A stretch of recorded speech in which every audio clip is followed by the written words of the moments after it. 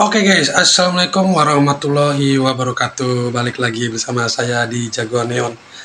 Nah, jadi pada kesempatan baik ini saya mau mereaksi salah satu video, di mana video ini saya melihat di channelnya Info Wibisana.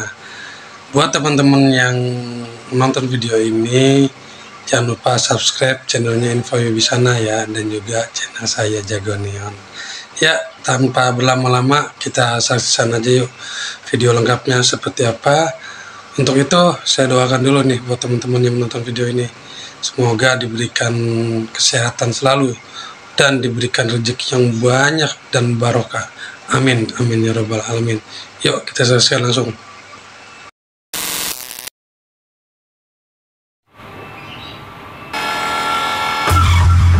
2014, ekspor nikel Indonesia hanya 17 triliun atau sekitar 1,1 miliar US dollar. Namun, 2022, angkanya melejit hingga puluhan kali lipat menjadi 33,8 miliar US dollar atau sekitar 510 triliun. Kolaborasi antara Cina dan Indonesia membuat tren pasar nikel dunia menjadi berubah dan membuat harga nikel dunia jatuh mendekati posisi terendah dalam 3 tahun terakhir. Tapi tunggu, mengapa Indonesia melakukan ini? Apakah turunnya harga nikel membuat Indonesia menjadi rugi? Atau sebaliknya? Jangan kemana-mana, lanjutkan tonton video ini. Nikel memiliki berbagai banyak kegunaan penting dalam kehidupan manusia. Mempunyai karakteristik yang tahan karat, sehingga banyak dibutuhkan berbagai jenis industri. Hampir semua jenis industri manufaktur membutuhkan nikel, misalnya elektronik, penerbangan, militer, otomotif, kimia, bahkan peralatan sederhana seperti peralatan dapur masih menggunakan nikel. Kita tahu, Indonesia adalah negara mempunyai cadangan nikel terbesar di dunia, sedangkan Cina adalah negara dengan industri manufaktur terbesar di dunia. Tentu, ini membuat Cina juga menjadi konsumen nikel terbesar di dunia.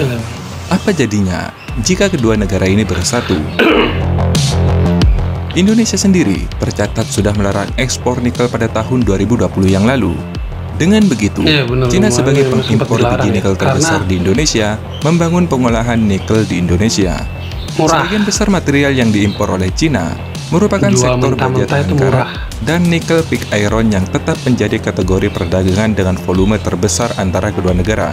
Bahkan, di tahun 2023, pertumbuhannya naik 47% daripada tahun sebelumnya.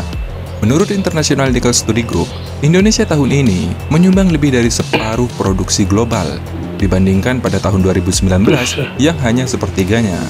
International Study Nickel Group memperkirakan pertumbuhan nikel global mencapai 2,6 juta ton pada tahun 2024. Sedangkan, menurut Ketua Umum Persatuan Ahli Pertambangan Indonesia, Indonesia sudah memproduksi hampir 2 juta ton nikel yang akan dipasok ke dunia.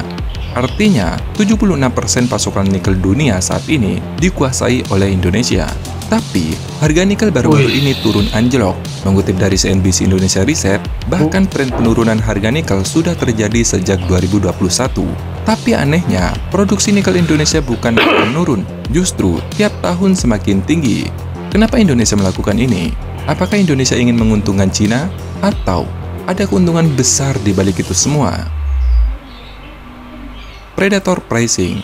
Ini biasa digunakan oleh perusahaan besar dengan menurunkan harga produk secara drastis untuk sementara waktu, dengan tujuan mengeliminasi pesaing-pesaingnya. Glencore adalah sebuah perusahaan multinasional yang berkantor pusat di Swiss dan telah beroperasi lebih dari 50 negara. Mereka memiliki pendapatan per tahun sekitar 200 miliar US dollar. Perusahaan ini juga memiliki lebih dari 150.000 karyawan di seluruh dunia.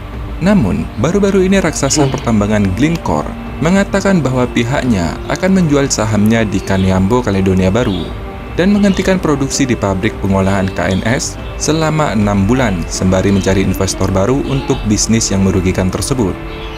Melansir dari Reuters, Prancis telah melakukan negosiasi untuk menyelamatkan industri nikel Kaledonia Baru.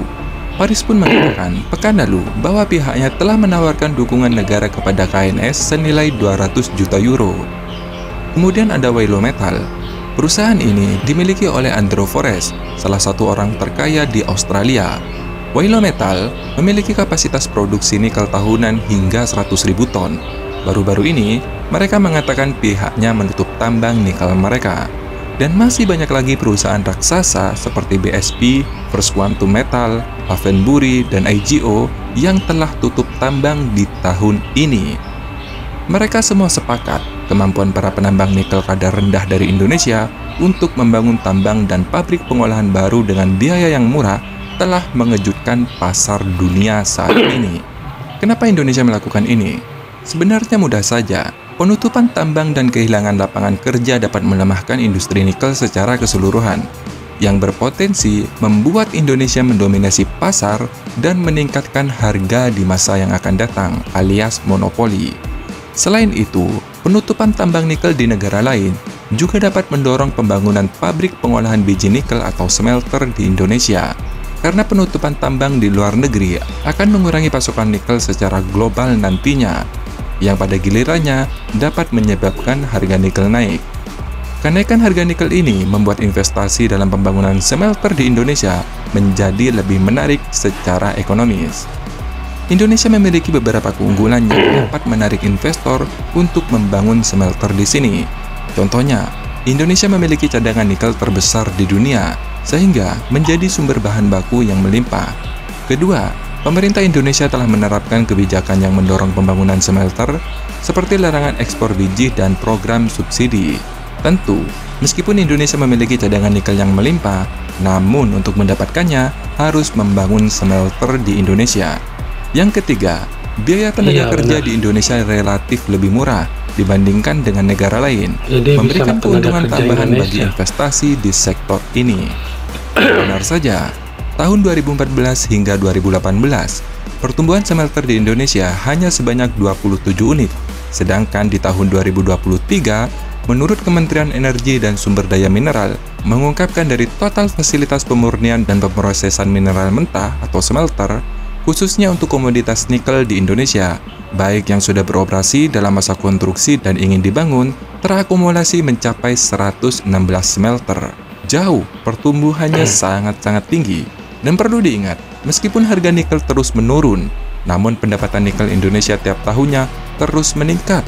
Karena yang diekspor bukanlah nikel ore, melainkan produk turunan nikel seperti nikel pig iron, ferronikel, nikel sulfat, stainless, dan lain-lain. Nikel ada turunannya. Mengapa Uni Eropa menggugat Indonesia? Karena mereka tahu potensi yang dimiliki oleh Indonesia di masa depan, tentunya dalam memonopoli kebutuhan industri manufaktur di seluruh dunia.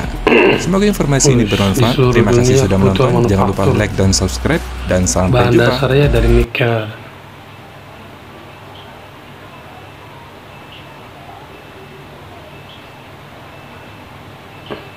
Ya, oke guys, jadi itulah berita singkat dari